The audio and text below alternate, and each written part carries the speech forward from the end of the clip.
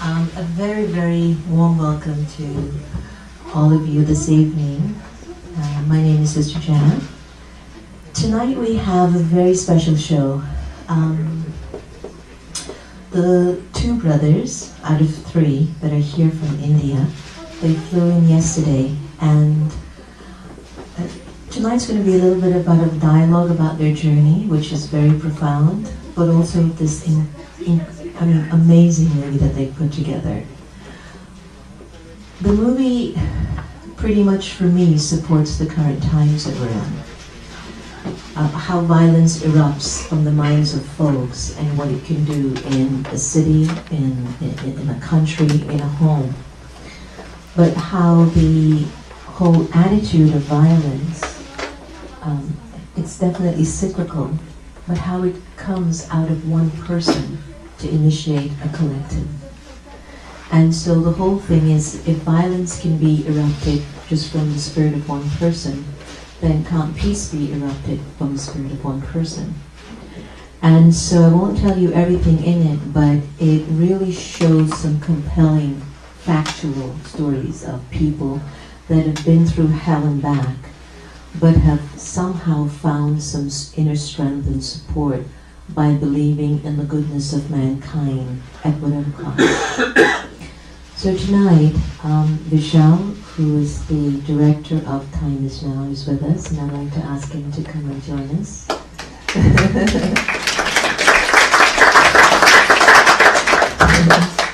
And Prashant.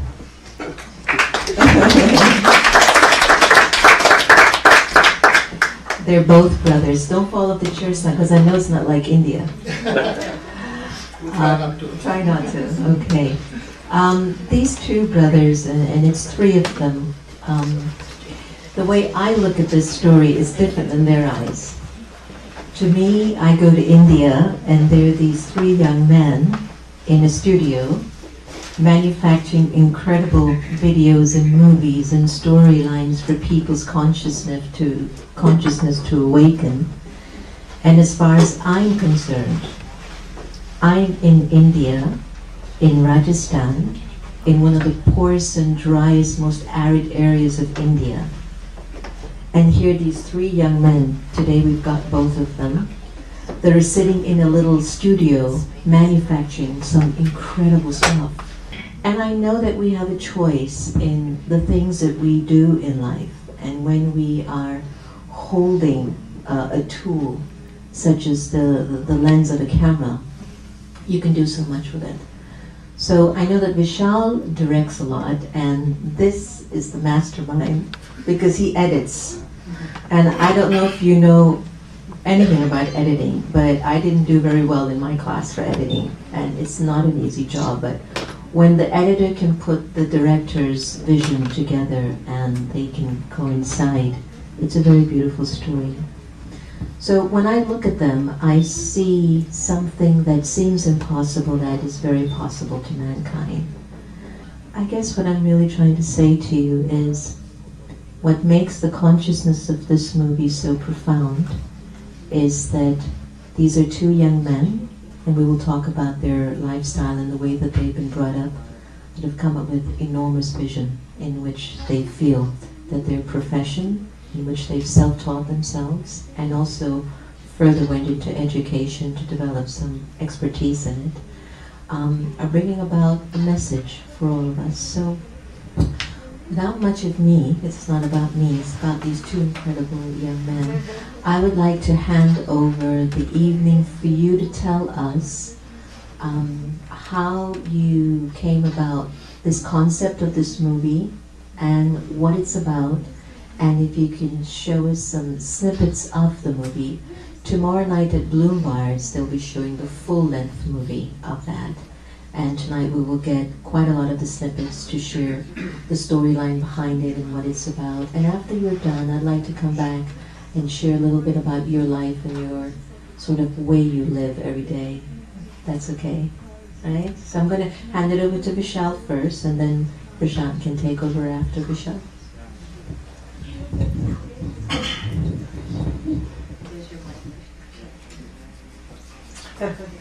Good evening, guys.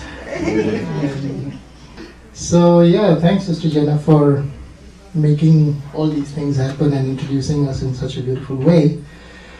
The time is now, this film.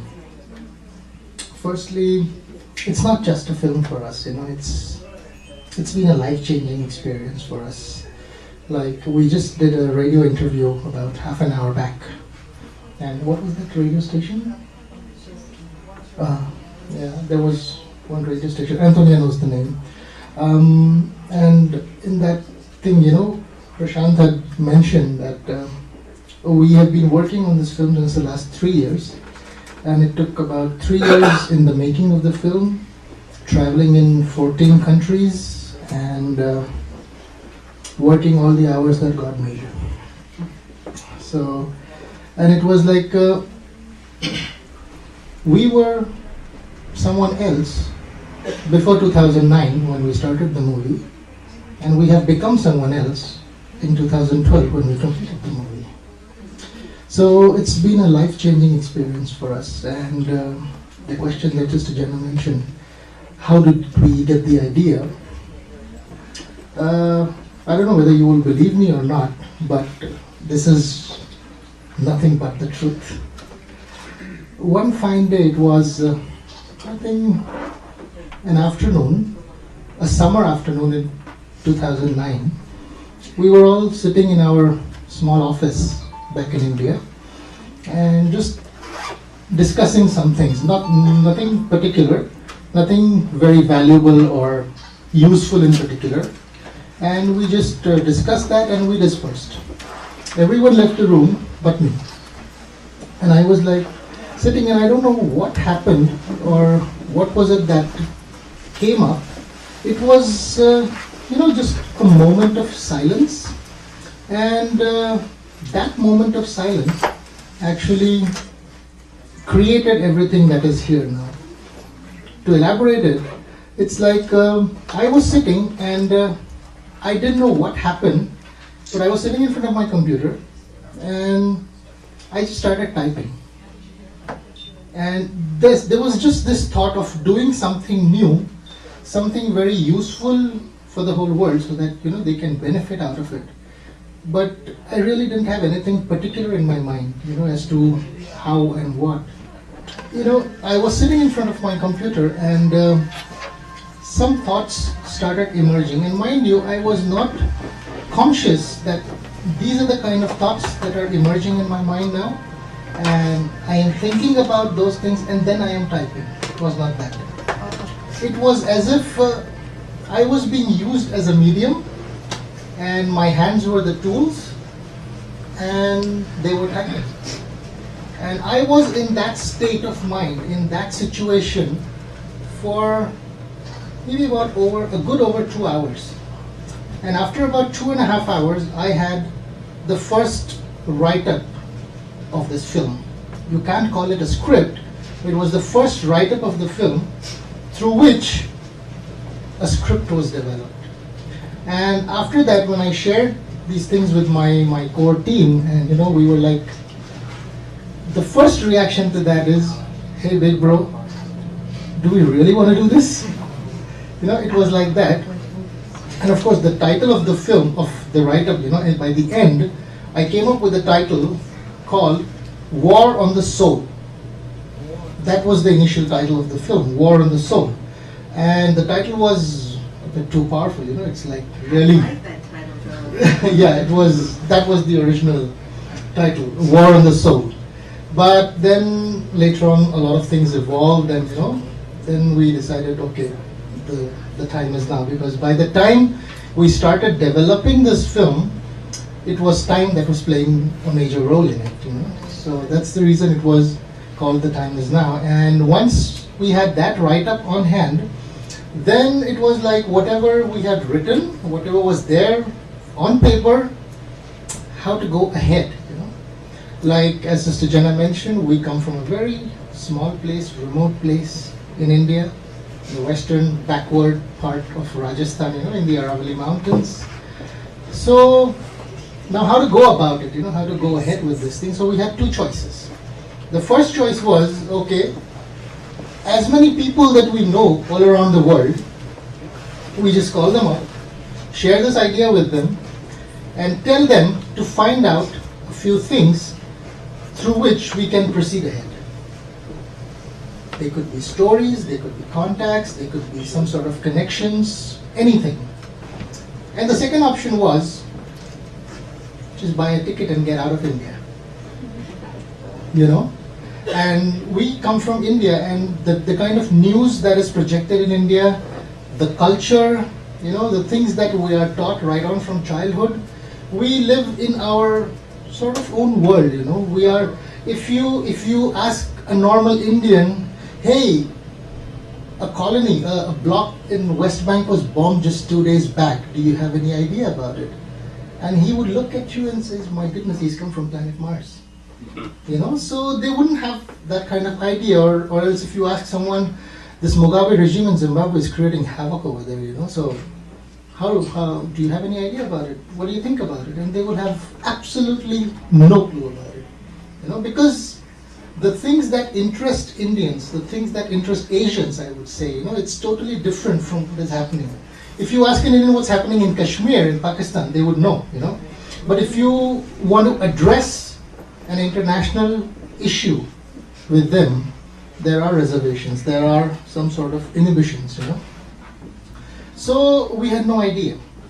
So then what happened was we decided that, okay, let's do a pre-production trip, you know, whereby we just bought a round trip, a global round trip ticket, and thought that, okay, let's go out, meet people, and decide for ourselves whether we are worthy of making such a film or no. Isn't that amazing? That would be the best litmus test for the thoughts that I had that afternoon. You see? So it was in that way. And then 2009, I think, June? Was it June? Yeah, June or July, I think, 2009, we did our first pre-production trip. And before that, we had ideas, we had thoughts in our mind that, okay, this is a concept, this is a film that we got to make. This would be sort of the line, this would be the budget, you know, and all those things we had in our minds. But the thing that has shaped up now is absolutely different than what we had thought earlier, because the things that we thought then were thought with the limitations of a human mind. You see, we are all human beings and we all have our own weaknesses and our strengths too. But our weaknesses project very immediately on what we do or what we think, you know. So those things were then in 2009. But then we did our first pre-production trip, and the way things unfolded, the way things were shown to us, like after getting back to India, we said, hey, no, that's not going to work. Instead of we thinking of making the film, let's keep our minds, our eyes, our senses open and let the film be made by us. So rather than we developing or we designing this whole project, this project started being designed by us. You see, it was a very, very organic process. So this is how it all started. Thank you. I wish I could just get up and get a round the world ticket. Kind of come up with my own story, you know. Vishal, could you share with us some of your experiences and how it felt for you getting on this journey? And then perhaps after that we can show our friends here a snippet of a part of the movie. Yeah. Hello everybody. My name is Prashant and I'm the younger brother of Vishal. Well, the age difference is just 1.5 years, so we are like buddies and friends and pal. Actually, to put this very honestly, this whole thought came from Vishal's mind. And because we have been experienced in making documentary movies which were value-based. You know, like we did the films which gave some sort of message to the society. And we were very experienced in that because we did some films which were very, very well recognized in Bollywood. One of our films got the Best Visual Effects Awards in Bollywood. The name of the film was, Discover the Spirit Within Film.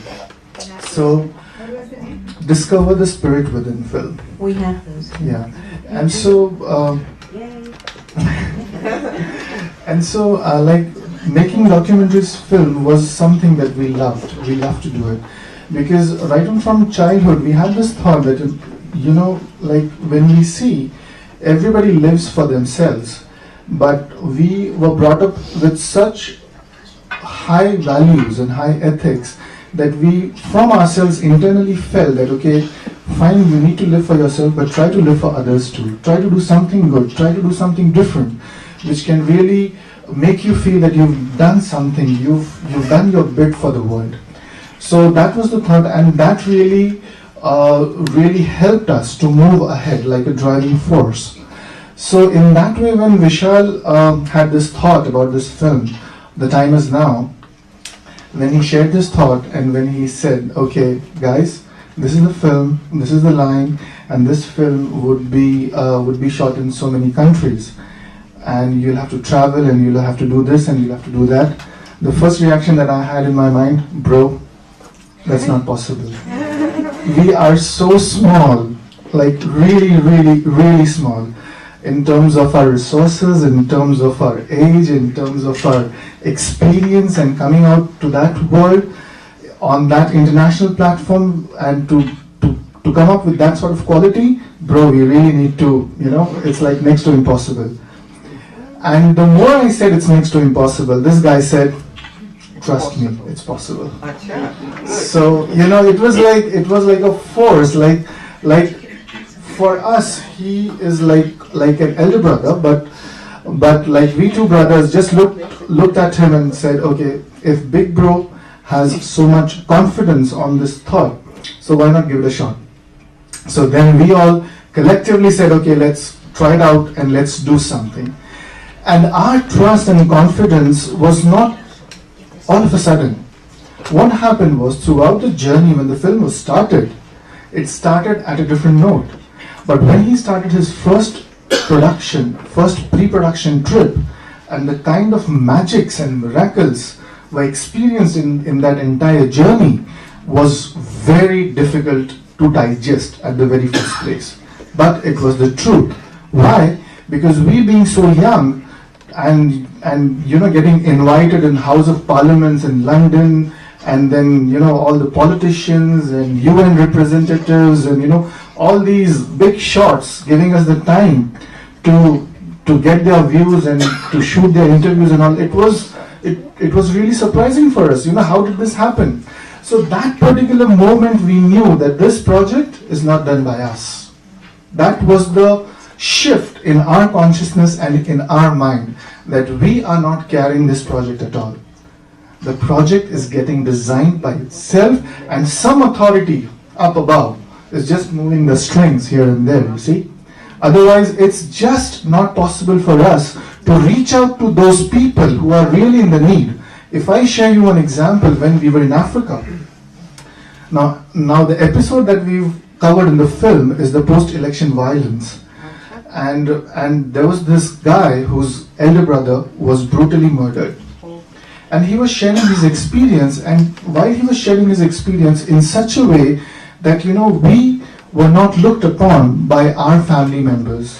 We were not taken care by our society, not even by our politicians, not even by our country. And you, who are like no one, coming from, 7 seas away, across the country, to at least meet us or hear us and get our voice out. Now just imagine this guy who is shattered with his life, and you behind the camera trying to film him. Now, as Vishal Bhai said, we were completely different people. Why? Because when we see those things, when we hear those things, and when we see them, no matter how bad experiences they had, but the one statement that guy passed was, I knew that that person killed my brother, and I hated him. I really wanted that revenge. But when I stepped up and looked upon, and I said, no, I have to forgive him, and life has to move on. Now just imagine this statement coming from a guy who knows nothing about the world, and he shares his experience. Now, just sharing with you guys, I'm having these goosebumps. You know why? Because for me, it was like a life-changing element. If a guy like this from African continent shares in this way, come on, we are like civilized people. You see? And still we just remember those things like if someone has done bad to us. We just hold on to these things. So what are we here for? So like these kind of experiences really gave us that perspective to look beyond things. And that's what this is just one example which I've shared. Of course, when you see the trailer, you'll get to see amazing things in that. But to just start up with, for me, when I look back, I'm a really different personality now compared to when the film was started. And like he said about the African shooting schedule, we had a big question mark. How are we going to shoot? How are we going to identify with these characters, whom we call characters now, but they were just stories for us at the time. And the biggest quest that we had at the time was, guys, we have planned out this project. There's a lot of excitement, a lot of energy flowing in. Where are the stories? We need stories, you see? And that was a big struggle that we had, but believe me, the struggle was not a struggle. Because we went to Kenya, we went to Nairobi, and we started looking out. Like, the most natural thing is you take a phone, check out the directory, you go on the internet, and find out phone numbers and just try to call up people. And Kenya in 2008 had experienced the worst episode of human animosity. It was like more than 50% of the country was displaced because of two political leaders. It was in the presidential elections that were happening at the time, and both the leaders, they were presidential candidates. And both the leaders, Kenya is run by a group of tribes, about 24 tribes in all are present in Kenya. And those two leaders were representing the tribes there. And both of them had ordered their people, if I am not elected as the president, just go start cutting the other tribe, And that's how all these things happened. And the situation, when we were there, it was still very tense because it was quite fresh at the time. Just about 14 months down the line, it was really fresh. And in that situation, and we were really eyeing to have someone from that side, that IDP, it's called the IDP, internally displaced people camps. Those were, and the whole country was flooded with internally displaced people, So we were trying to look out, but we were not able to get anybody. And here we get one of our contact persons. He was friends with the former Minister of Home Affairs, Minister of Internal Affairs, Honorable Moses Akaranga. He brought him to us. We had a meeting with him. We said that we'd like to interview you, and he was so happy. He said that if you want me to take you to some IDP camp, well, let's go. He took us to Nakuru, and Nakuru is like one of the biggest IDP camps in Kenya. And there you are. We went there.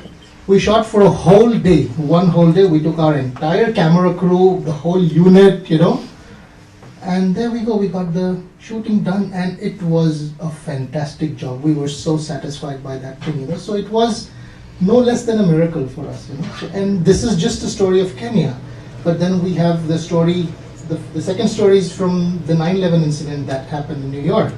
How to identify the survivors from the Twin Towers, Like for Americans, being in America, for you guys to trace or to locate some person, it could be easier. But for us foreigners to come into the country, trying to find out the telephone numbers and the contacts of these kind of people, trust me, we struggled for over 25 days, but we couldn't find any, And ultimately, there were just last 3 days remaining for us to leave the country, and just 3 days before that, here we get two, Wonderful story there. Two wonderful stories, and these two are the most hyped stories from the 9/11 incident. There were these two people who were survivors, one from the 81st floor of the South Tower, and the other one was the 84th floor from the South Tower. And the guy from the 84th floor, he actually saved the life of the one on the 81st floor.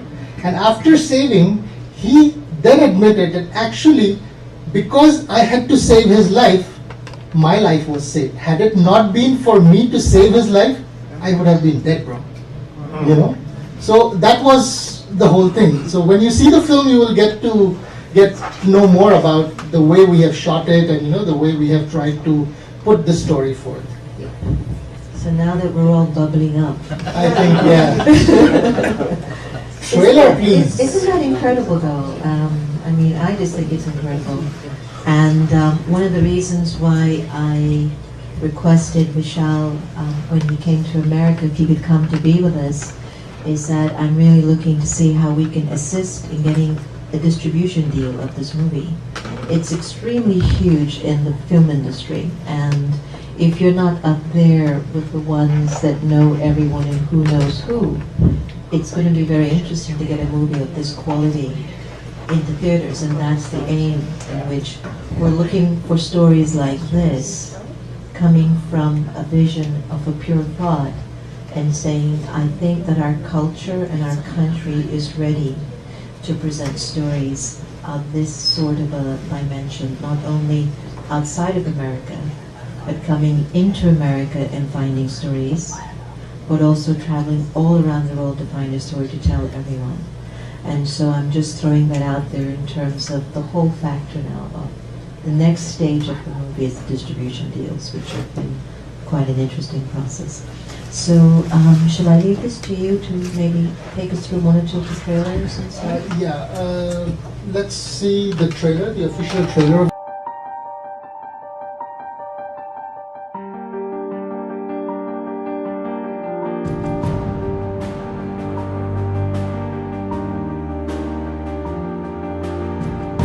McGee, who is the man who killed my father. He was in the IRA and he planted the bomb. We came to Israel 13 years ago. Kobe, our oldest son, he was murdered when he was 13. When you lose a child in such a horrific fashion, you can easily be crushed. The conflict between the Palestinian people and the Israeli government is complicated. For many, many years I was engaged in anti-terror or anti-Palestinian activity. And as this plane is coming closer, I can hear the sound, this revving engine, and it's playing with the most thunderous sound, slam into the building. In that instant, I knew it was terrorism. When the presidential election, they were announced in 2007, everything erupted in the country, and they organized something we call ethnic cleansing.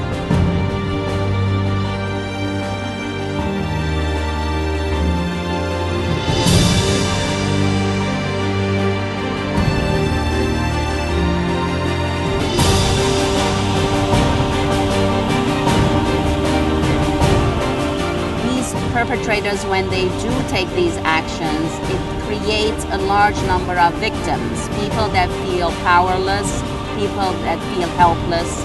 Violence begets more violence.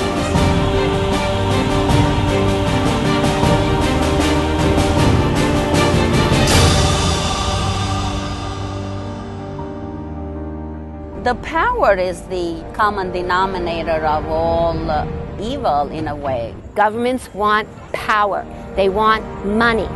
The amount of money that the world is spending on weapons is obscene.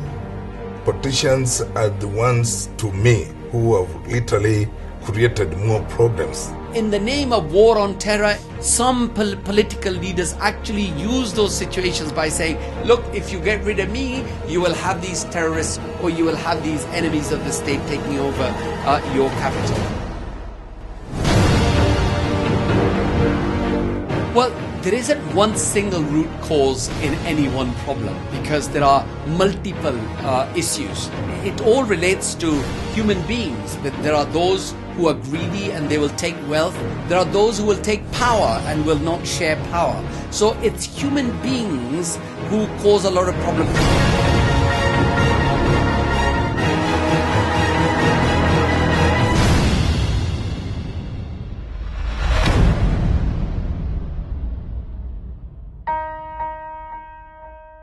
Killing each other will never solve the problem.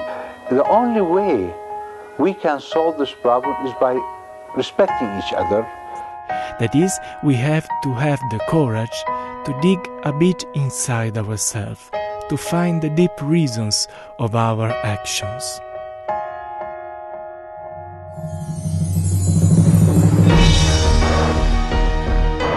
They've found the power inside themselves to turn that terror and terrifying experience round. Life is about getting up and going forward and do the right thing.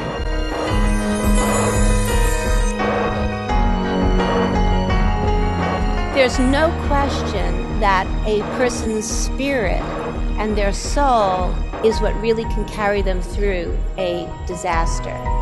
You know, rather than being a human with a spiritual dimension, you know, we're all spiritual entities with a momentary human dimension.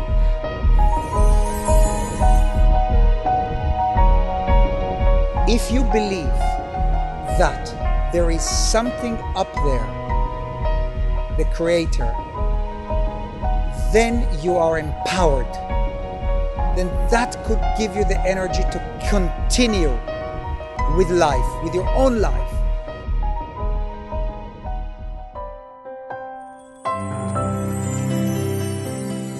If one has spiritual awareness, then what one does is to go deep down inside the self, the inner being, and connect with the peace that is there within the self. Peace is achievable. To heal the world, we need love in this world. And this is the time when we have to act. When do I change? The change is around the corner because To give your heart. To draw strength from each other. The time is now. Time is now. The time is now. The time is now. the time is now. It has to be now. The time is now.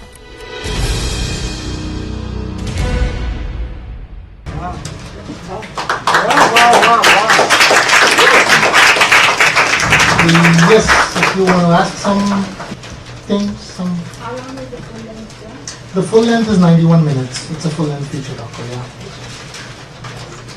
Can we see tonight, the full length? The full length you can see tomorrow, right? Bloomberg's.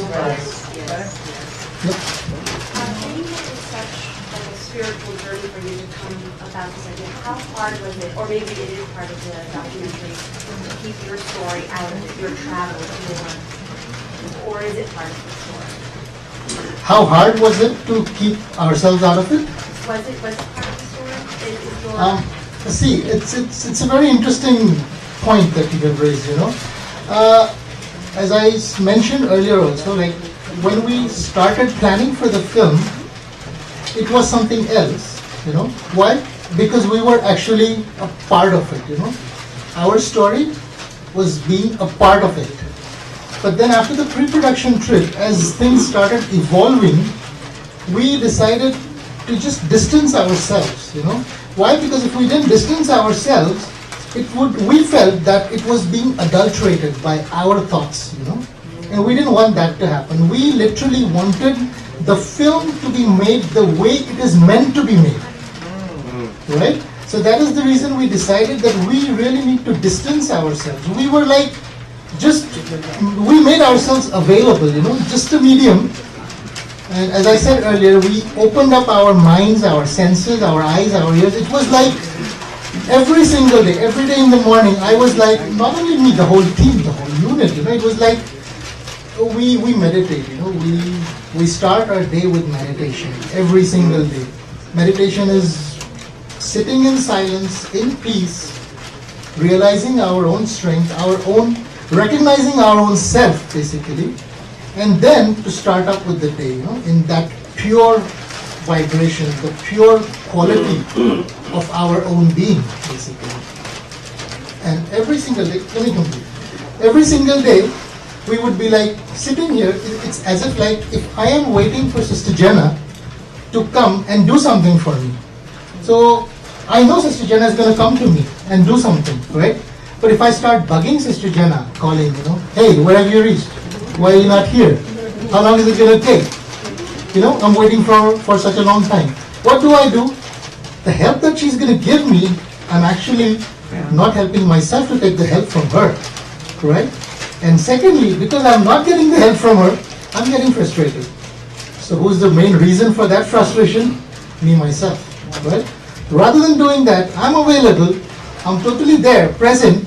Sister Jenna comes in very gracefully, graciously, she comes, she helps me, I'm very happy, she goes out, the work is done. That was the state of mind that we had every single day in the making of the film. You know? So that's the reason we kept ourselves totally separate, our journey separate from the film. Yeah, please go ahead. My question, you mentioned that you had a vision for the car. Do you mind sharing what, now that you have seen part of it, trailer, do you mind sharing what was your original thought that came? I'll tell you. Actually, you know, as you can see, anybody, any person with a little intelligence or a little, or something that he thinks about the world, he would agree, he or she would agree with me that the world is not going to a very beautiful, very good place right now, right? And every single day we witness this through TV, newspapers, web, friends, everywhere, you know. So it was something that actually caught my attention from quite some time. But and there were these two things, you know, the situation of the globe, the political situation, the situation of humanity, and the environmental situation. So before doing this thing, we had a thought, like, what is to be done? So then we came up with, like, you know, we have to deal with crisis, but only man-made disasters, not natural disasters. Because if we deal with a natural disaster, there's nobody to blame. If there's an earthquake, if there is a tsunami, who are you going to blame? It's an act of God, we call it, right? But if there's a bombing somewhere, or if there's a massacre somewhere, you've got someone to blame. So because once you start blaming, the vicious cycle of negativity starts from there, you see? So rather than going that way, what is it that we got to do? You know? So this is how the things started, and then we said, okay, let's develop something of this sort, you know?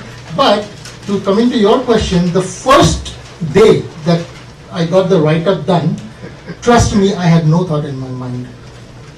I had just this little mist, you know, a little fog of a thought. Like, okay, something has to be done in this way, and that's it. Something connected, it clicked, and I was just typing. Only after typing the whole thing, when I read it, I said, wow, this is something really good. This can turn out to be a good film. Yeah. And plus, that context, I just want to share one little thing, that before this film, you know, we all used to, like including our mother, we all used to always see these news one after another, like, you know, something is happening here, something is happening there. And we all felt like, you know, why is it like, you know, always there's negative stuff which comes out, and, you know, everyone talks about it, everyone, you know, tries to publicize it more and more. And, you know, they elaborate it, like, you know, something has happened, so, you know, they would again and again hammer that thing again and again, which makes you feel, oh God, you know, what's going on and what to do about it. And then we thought, instead of just hammering that, where can we find someone who would try to find some sort of solution with the situations that are going around? And we started looking here and there also. Like, can we find something? But in some or the other way, we were not satisfied by it. So then, when he wrote that write-up, and we had this thought coming in, so it just coincided the whole theme, you see? That, okay, on one side, he writes about this concept, and on the other side, we are thinking, okay, what sort of solution can we provide to the world in which they are facing some sort of crisis? So let's put this thing together. So in that way, the whole journey started. And it was like, you know, something somewhere is going wrong. That was the thought that came in, because like we are in a technologically sound world, you know. We listen to the news, we get this so many millions, hundred million or $500 million has been granted by such and such organization or by United Nations or the first world countries to the third world countries. Aid is going, there's a lot of medication, medicines is being transported to some country in Africa, or there is health work going on, there is aid work going on. Everything is going on. We listen to the news, we get all this information, but then after all these things, has the situation changed? No. So if whatever we're listening or seeing in the news, if that's true, but the situation practically that we're seeing, if that is also true, both the things are practically right there in front of your eyes, that means something somewhere is going wrong. Or someone is missing out something. So we thought, come on, let's find out that something, that missing piece, you know. How do we find out that missing thing in the whole global equation, whereby we can be a part of, I won't claim that we are being a solution or we are trying to provide a solution, but just our endeavor, our humble endeavors to be a part of going towards the solution, or just giving a thought of positivity, giving a thought of making this planet a better place, you know. Yeah. So, let's say you said you were in Kenya? Is that right? No, oh, yeah, we shot in Kenya also. Okay, so the guy in the film, did you interview, obviously, more than him? Were there other people that you filmed that you did not include in the movie? And if not, kind of how did you decide to choose, you know, the person that you actually Well, the made shooting went on in two phases. One was a pre-production shoot, in which we shot a lot of people, and then we decided, okay, we need to take this and this and this. And once we decided on that, then we went on again to the same location and same people, and then we did the final production shoot. But mind you, there were a few countries that we couldn't do that. Like in Israel, when we went to Israel, we didn't get the opportunity to go to Israel once again. So we used our pre-production footage as the final footage in the film, you know, because the stories were so compelling. You know, like come on, imagine sitting, like we're sitting next to each other. That side, you have an Arab, a Palestinian bomb maker, you know, who was wanted by the Israeli army, Israeli police for 3 years. And he spent time in the Hebron jail. And here, you have an ex-Israeli Secret Service agent, you know. And these two guys, they are like on opposite sides of the prison walls, you know. And this guy was tortured by this guy at some point of time. And this guy who tortured this guy doesn't recognize that he did torture him. But this guy, he actually says, you know what? I remember your face when you were torturing me. And imagine both of them are working for peace now, and both of them are best of friends. What would you call that? Come on, you know? See, if there is animosity, there is hatred, there is violence caused on the planet, it's these innate good qualities are also there in human beings. It's just that we have to recognize it, you know, we have to realize it, and we have to address it. It's just that. So these are the things that actually moved us very much, because when we thought about this thing, we never imagined that we'll be getting these kind of characters all around the world, you know. When we travel, we didn't realize that. But this is the magic that we call God showed us, you know, this magic, because there is some big authority, superpower we call him, that was just, you know, pulling the right kind of strings at the right time, making us available at the right spot at the right time, meeting the right people, doing the right thing. You know, it was that. One moment, you wanted to ask something here? Well, I guess it's kind of a comment, but also tied into what you said, that you wanted it to almost be a drop in the bucket of intention, right? In terms of you want this to shape how people may think, and then the actions may shape how people treat each other. And so I'm wondering, how far do you want to actually take this? Because the way I see this, it's like in 1993 they did a test where like about 4,000 people came to meditate in the city, and the rate of crime actually went down because people were actually focused on one particular thing. I almost see this as that, just by feeling and seeing it. It's like a journey through the heart. So I'm wondering, how far do you want to take this? Because it's very powerful, very, very powerful. To be very honest with you, I feel I am a speck, a very little speck in this whole global scenario. My job was just to not give something out of this world to this world. My job was just to show everyone on this world that, you know, these are the qualities that you have within yourself. Realizing the spirituality, your innate power that you have within yourself, this is the difference that you can make your own. You can make in your own life, actually. And if each person realizes this thing, you know, we have a world changing. So it's not my intention is there, but I think I am nobody to actually carry this thing forward. This in itself is such a powerful feeling that no matter I want or I don't want, it is going to carry itself through. Yeah. Yep. Yeah, but it's like the only thing that feeling isn't enough.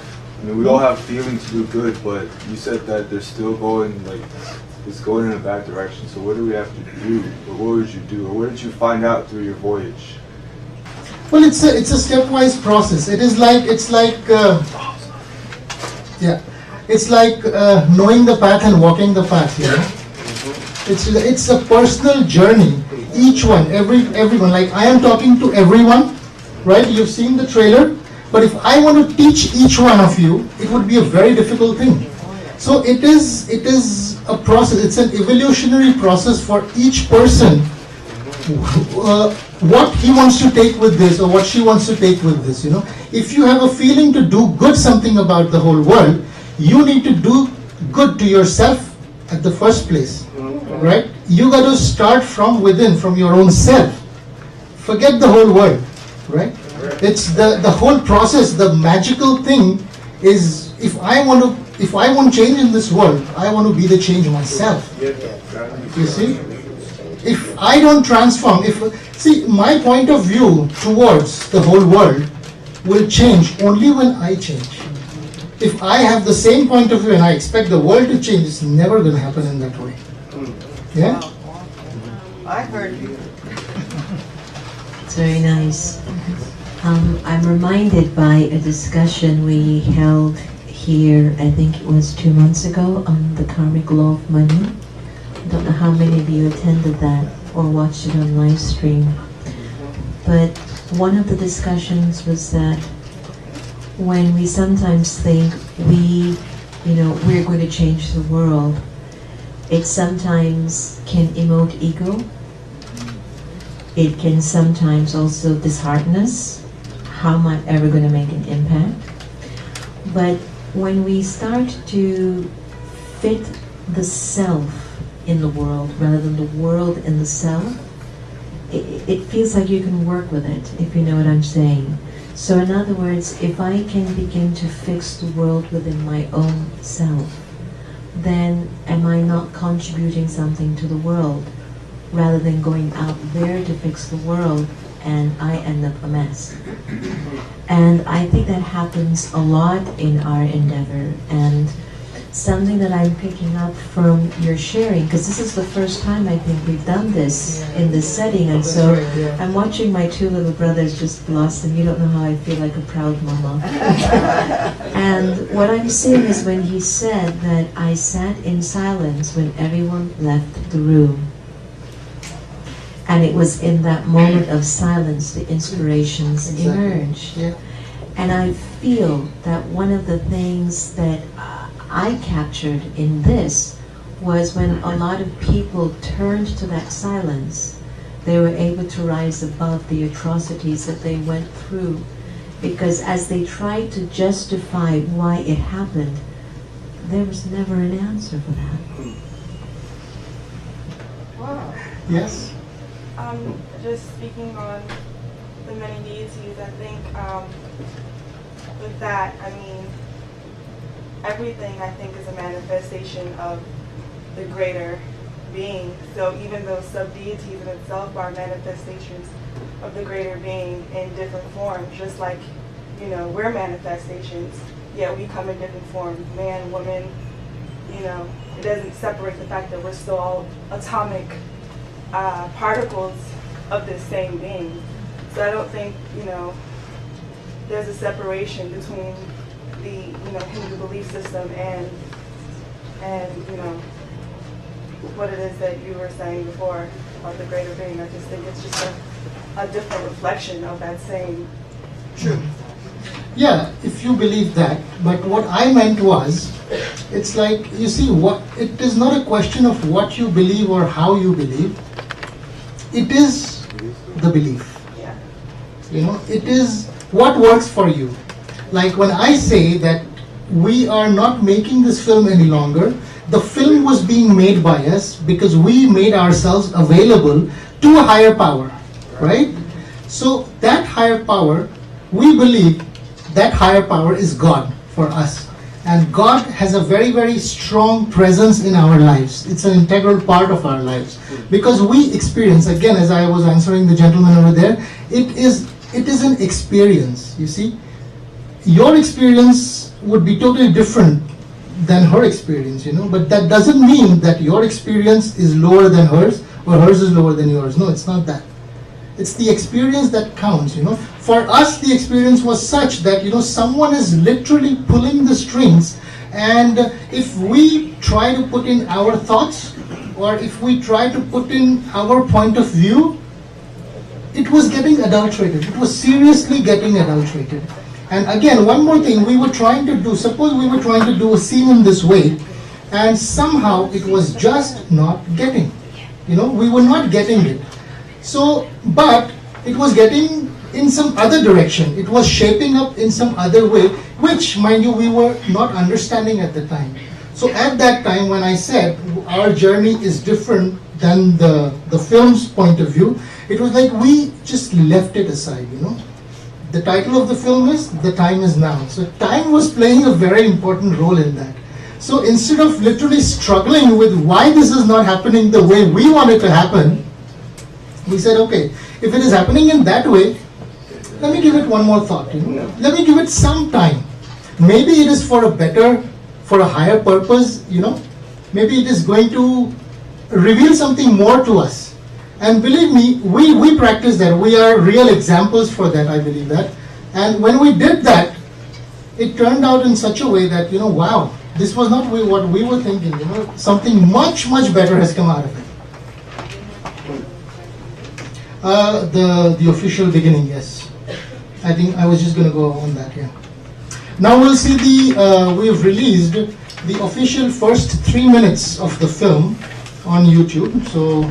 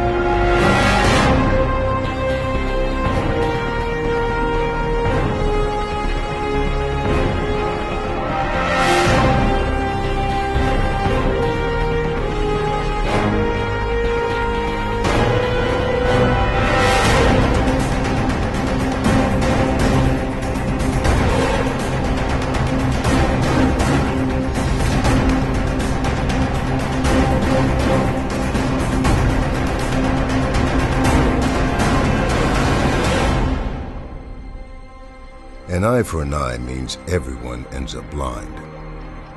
And that's what we've been doing since time remembered. Can we stop is the most important question. But perhaps a more important question is, can we stop in time?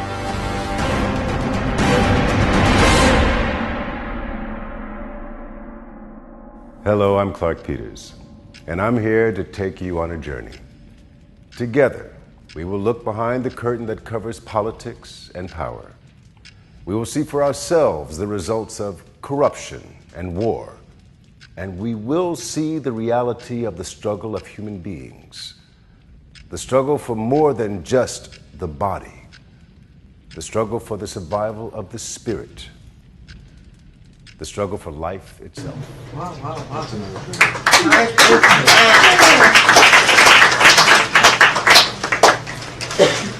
Yeah, so this is how the film begins. How did we get the UN involved? We got, again, through friends, through connections, but they were so open to it, and they accept. See, basically the concept of the film, the concept is self-empowerment in times of crisis. It's basically how people who are very common, ordinary people, who are walking on the streets, those people, I call them ordinary people, who have got nothing, absolutely nothing to do with these wider scheme of events that, are happening in the world, how their lives are shattered, their lives are affected by the activities of someone else, maybe 10,000 or 15,000 miles sitting somewhere else, the decisions taken there. But once their lives are shattered or they are affected, how is it that they put their lives back together? So those stories would act like inspiration for the audience, because the audience would identify, because every person, no matter who or he or she is, they are facing crisis. We all sitting over here, we have got our own personal crisis, no matter what the size of the crisis is. So how do we address those issues, and how can we try to overcome those? So it's a process, it's a psychological process, it's a spiritual process that we have tried to address, in the way. So that's the way we have tried to, carry the story forward. Yep. Yeah, my question is that the film is great, but is there going to be a book after this or with this? Because you have people in Africa who may not have TV, but just they were able to read, or in other countries. So I'm looking for a book. Regarding the book, to be very honest with you, I have no idea right now. But for the African subcontinent, we are working on doing screenings. It's like I had shared this thing with you earlier. In Kenya, in Tanzania, Uganda, they show you big screen TV and everybody comes out. The community theater system. Yeah. We are planning to do a community screening system whereby we have got a few connections of distribution networks over there who are going to take the film out in the villages, small villages, and they're going to do these community screenings, for a week or 10 days or so that the people can actually benefit themselves. Plus, not only in English, but we'll be dubbing it and subtitling it in the local languages. Like in Kenya, we're doing it in Kiswahili. Swahili, the dubbing work is going on now, so, yeah. How many total hours of footage? And how are you editing throughout the whole process, I assume? Or I assume you're the editor? Really, when I think about it, I just think, oh my God. It's scary. Because it was hundreds, more than few hundred hours of data. That too in HD quality, and it was like really a big job. But as I said, like, share the size of the final. Well, I can just share say, the like, size. Just give them the figure. It's like, more than 100 terabytes of data, you see. Wow. Yeah, and to edit that much of data, now if I look back the construction, when I see, I really get scared, and I don't believe that, we edited that stuff. But as I said, when we were editing that stuff, we really didn't attach ourselves like we are editing something, It was the vibrations of the story that really helped us through to complete the project. It's really not us. I mean, when you see the film, you would feel, oh my God, how these three young guys, completed this project. But it's not us.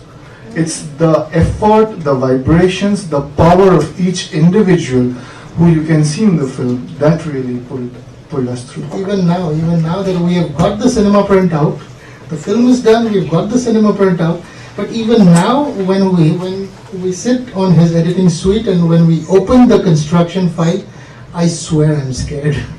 Even now, it is such a huge, I've never seen such a construction in my life, whatever little work we have done, It was such a, yeah. Is it going to be available on YouTube for the whole world to see? Not YouTube right now, but it will be available on different formats. Not YouTube right now. Firstly, our main aim, is to go in theaters, a theatrical release.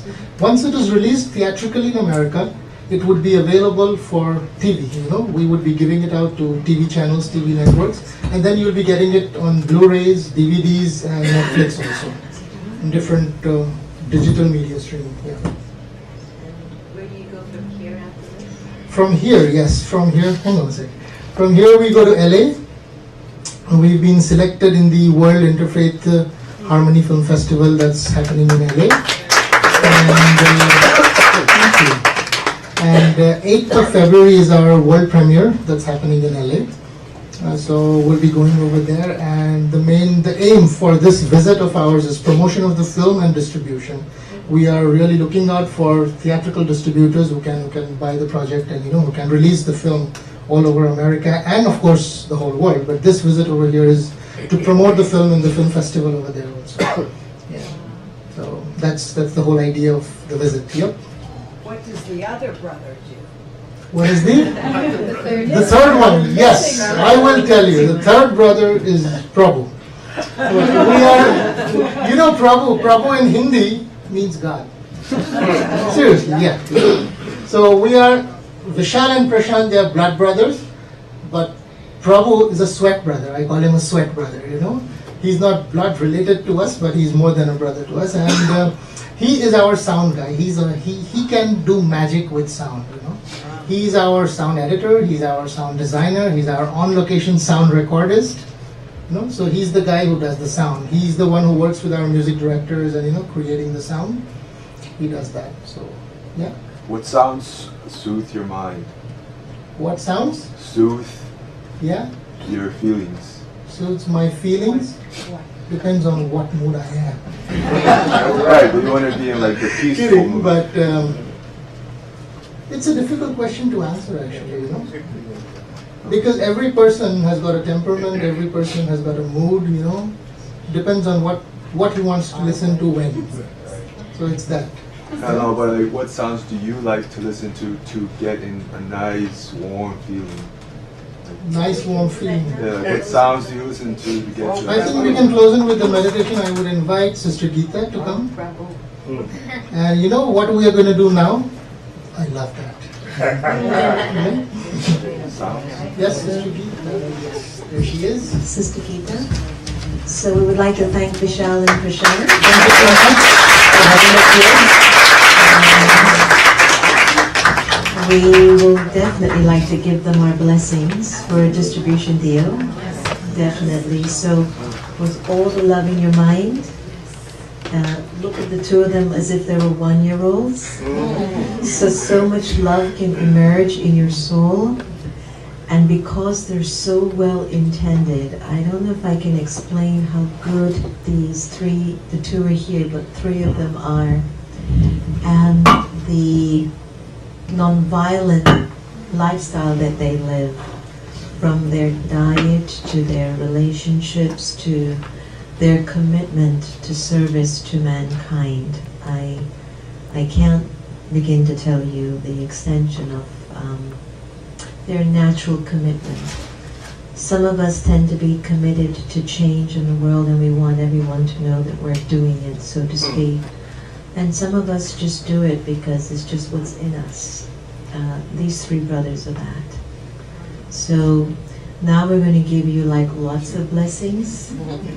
So we kind of want to just really embrace you and just hold you and I know when I get back from my trip, I'll hear you've got a distribution deal going.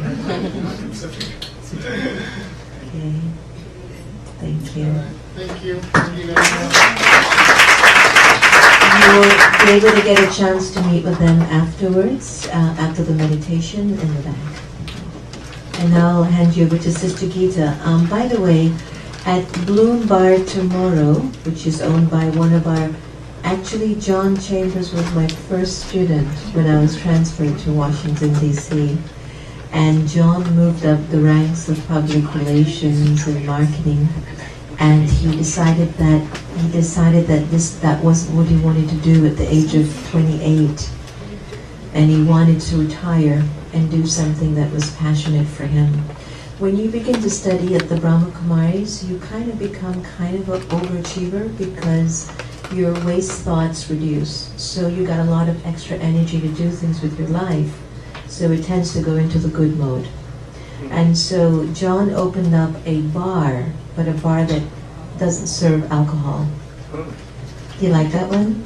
So it's called Bloom Bar, and it's a bar in which community can come together and just have really good conversations with folks. And they're supporting artists and people who are really good performers, but have not been able to get into the big, artist or label. I don't know the names of all those labels today. So a really good guy. And tomorrow, if you'd like to see the entire movie, it'll be at Bloom like a flower, Bar. Tomorrow, from 7 p.m. to 9 p.m. Ready?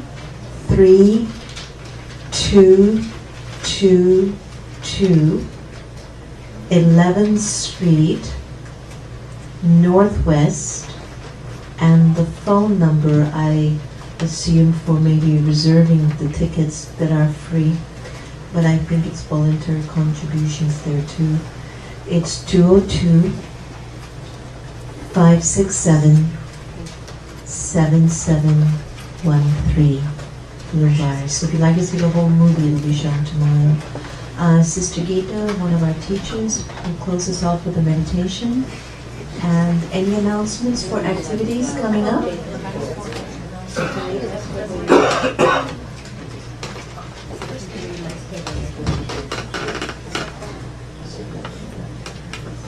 Okay.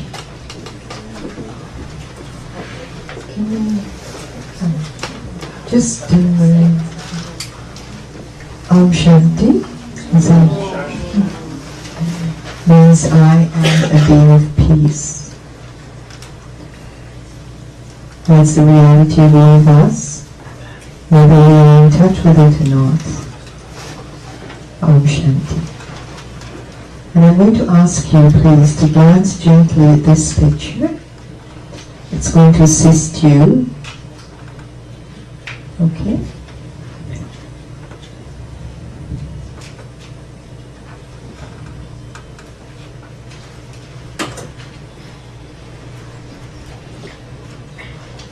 I am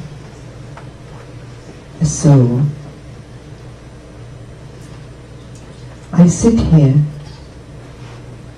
in the center of my forehead. My form is light.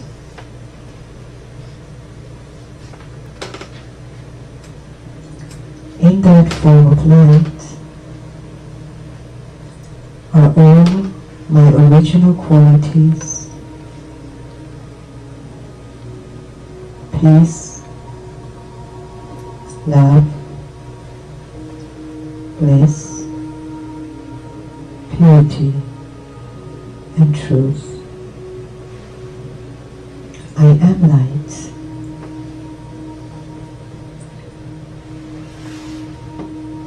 And with the power of my mind,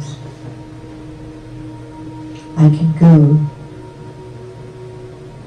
to the world of light.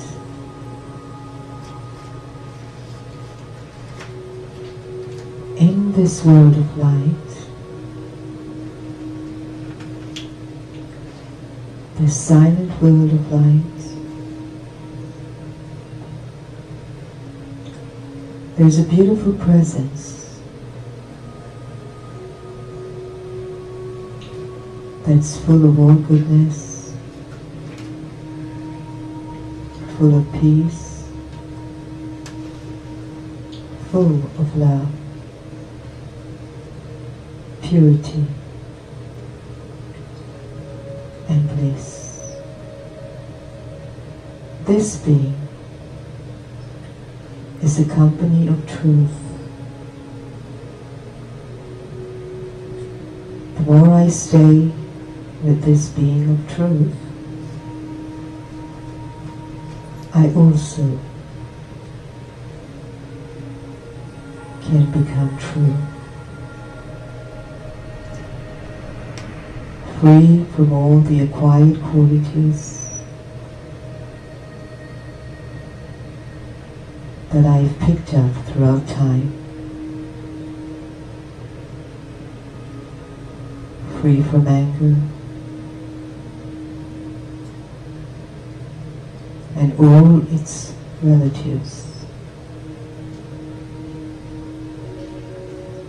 I open my being to this beautiful being of light. And I allow myself to be influenced only by this invisible energy, the Supreme Light, the Father, Creator, and I take qualities from this being.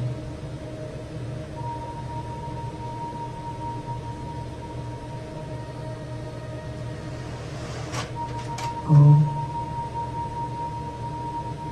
Shanti. Om